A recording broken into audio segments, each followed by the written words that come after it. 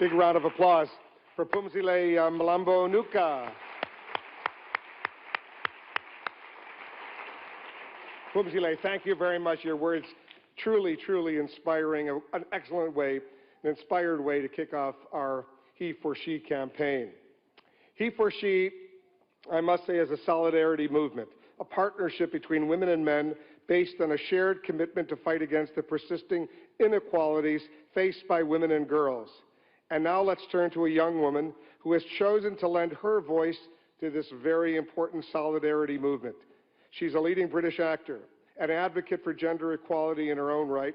She's been involved with the promotion of girls' education for several years. As part of her humanitarian efforts, she's visited Bangladesh, Zambia, recently returned, as we just heard, from Uruguay on her first mission with UN Women.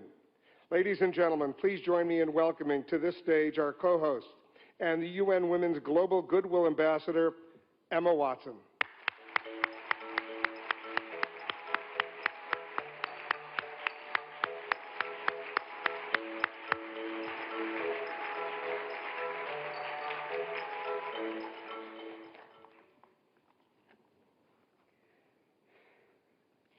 Your Excellencies, UN Secretary General, President of the General Assembly, Executive Director of UN Women, and distinguished guests.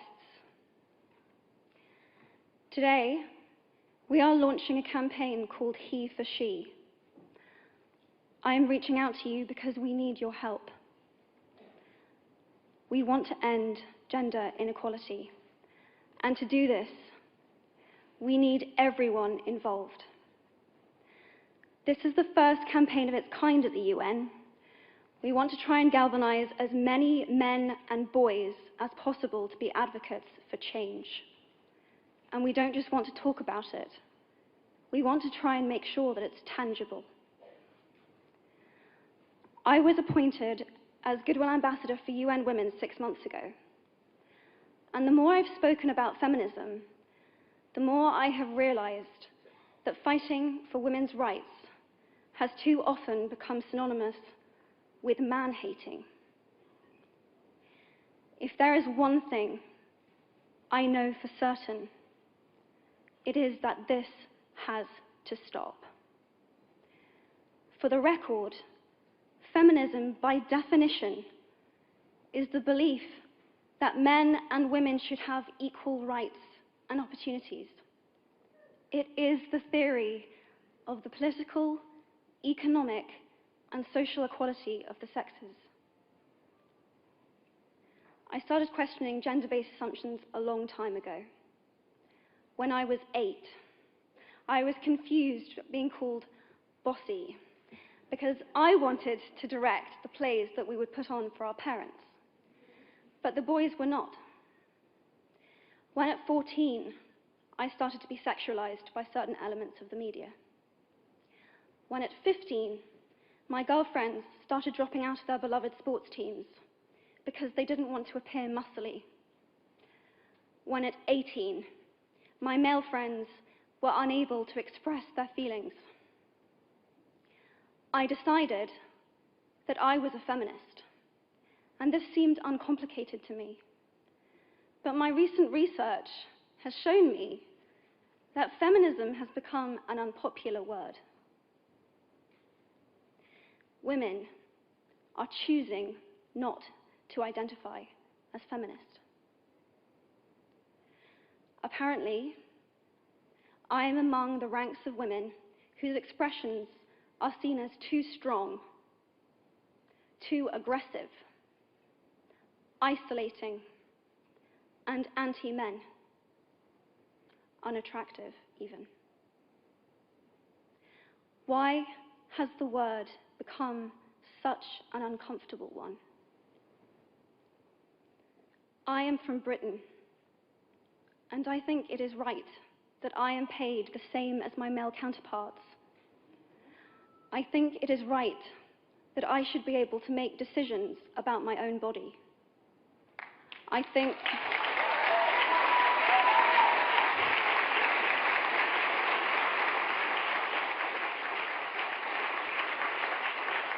I think it is right that women be involved on my behalf in the policies and the decisions that will affect my life. I think it is right that socially I am afforded the same respect as men. But sadly, I can say that there is no one country in the world where all women can expect to receive these rights. No country in the world can yet say that they have achieved gender equality. These rights I consider to be human rights, but I am one of the lucky ones. My life is a sheer privilege because my parents didn't love me less because I was born a daughter. My school did not limit me because I was a girl. My mentors didn't assume that I would go less far because I might give birth to a child one day. These influences were the gender equality ambassadors that made me who I am today. They may not know it, but they are the inadvertent feminists who are changing the world today. We need more of those. And if you still hate the word, it is not the word that is important. It's the idea and the ambition behind it. Because not all women have received the same rights that I have. In fact, statistically, very few have been. In 1997, Hillary Clinton made a famous speech in Beijing about women's rights. Sadly, many of the things that she wanted to change are still true today. But what stood out for me the most was that less than 30% of the audience were male. How can we affect change in the world when only half of it is invited or feel welcome to participate in the conversation? Men,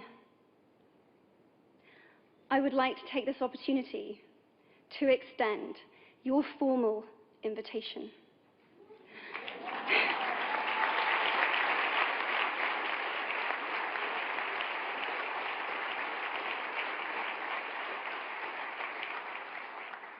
Gender equality is your issue too.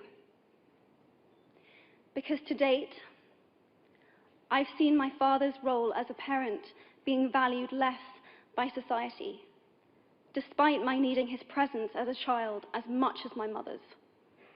I've seen young men suffering from mental illness, unable to ask for help, for fear it would make them less of a man or less of a man. In fact, in the UK, suicide is the biggest killer of men between 20 to 49, eclipsing road accidents, cancer, and coronary heart disease. I've seen men made fragile and insecure by a distorted sense of what constitutes male success. Men don't have the benefits of equality either. We don't often talk about men being imprisoned by gender stereotypes, but I can see that they are, and that when they are free, things will change for women as a natural consequence. If men don't have to be aggressive in order to be accepted, women won't feel compelled to be submissive. If men don't have to control, women won't have to be controlled. Both men and women should feel free to be sensitive. Both men and women should feel free to be strong. It is time that we all perceive gender on a spectrum instead of two sets of opposing ideals.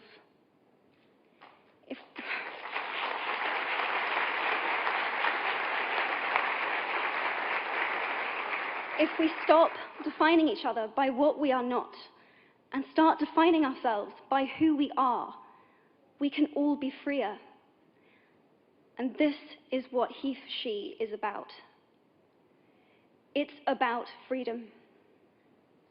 I want men to take up this mantle so that their daughters, sisters, and mothers can be free from prejudice, but also so that their sons have permission to be vulnerable and human too. Reclaim those parts of themselves they abandoned, and in doing so, be a more true and complete version of themselves. You might be thinking, who is this Harry Potter girl? And what is she doing speaking at the UN? And it's a really good question. I've been asking myself the same thing. All I know is that I care about this problem, and I want to make it better. And having seen what I've seen, and given the chance, I feel it is my responsibility to say something. Statesman Edmund Burke said, "All that is needed for the forces of evil to triumph is for good men and women to do nothing." In my nervousness for this speech, and in my moments of doubt, I've told myself firmly, if not me, who? If not now, when? If you have similar doubts when opportunities are presented to you, I hope that those words will be helpful. Because the reality is that if we do nothing, it will take 75 years, or for me to be nearly 100, before women can expect to be paid the same as men for the same work. 15.5 million girls will be married in the next 16 years as children. And at current rates, it won't be until 2086 before all rural African girls can have a secondary education. If you believe in equality, you might be one of those inadvertent feminists that I spoke of earlier. And for this, I applaud you. We are struggling for a uniting word, but the good news is that we have a uniting movement. It is called He for She. I am inviting you to step forward, to be seen, and to ask yourself, if not me, who?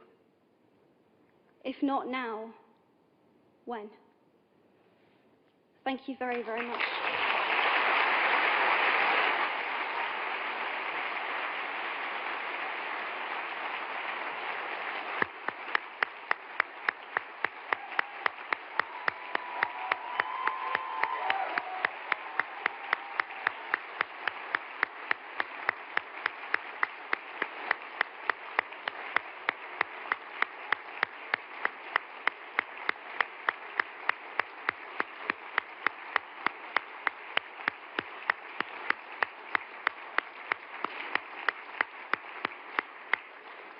What a beautiful, beautiful speech. What a beautiful thought. Emma, pay attention.